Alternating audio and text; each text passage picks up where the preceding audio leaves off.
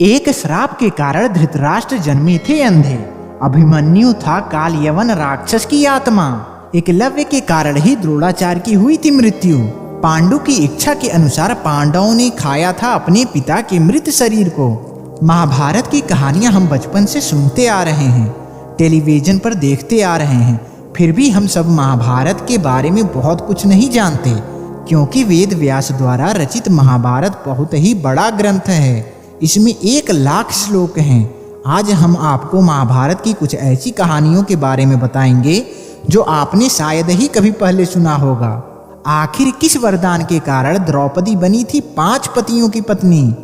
द्रौपदी अपने पिछले जन्म में इंद्रसेना नाम की एक ऋषि पत्नी थी। उसके पति संत मौद्गल्य का देहांत जल्दी ही हो गया था। अपनी इच्छाओं की पूर्ति के लिए उसने भगवान शिव से प्रार्थना की। जब शिव उसके सामने प्रकट हुए तो वह घबरा गई और उसने 5 बार अपने लिए वर मांगा। भगवान शिव ने अगले जन्म में उसे 5 पति दे दिए। तो इस तरह द्रौपदी के 5 पति थे। आखिर किस श्राप के कारण धृतराष्ट्र अंधे जन्मे थे? धृतराष्ट्र अपने पिछले जन्म में एक बहुत दुष्ट राजा था। एक दिन उसने देखा कि नदी में एक हंस अपने बच्चों के साथ आराम से विचरण कर रहा था।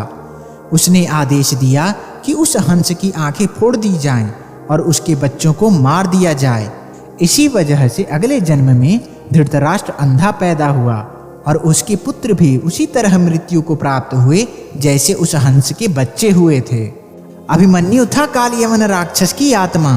कहा जाता है कि अभिमन्यु एक काल यवन नामक राक्षस की आत्मा थी। कृष्ण ने काल यवन का वध कर दिया। उसकी आत्मा को अपने अंग वस्त्र में बांध लिया था।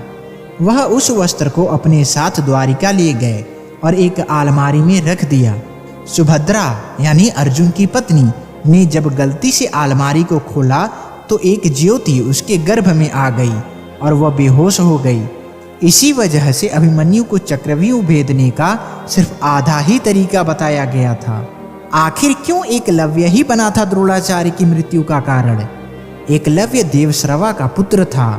वह जंगल में खो गया था और उसको एक निषाद हिरण्यधनु ने बचाया था।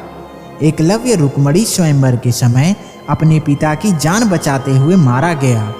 उसके इस बलिदान से प्रसन्न होकर श्री कृष्ण ने उसे वरदान दिया कि वह अगले जन्म में द्रोणाचार्य से बदला ले पाएगा।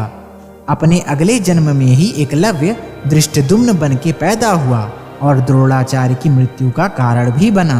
आखिर पांडु की इच्छा के अनुसार पांडवों ने क्यों खाया था अपने पिता के मृत शरीर को? महाराज पांडु बहुत ज्ञानी थे।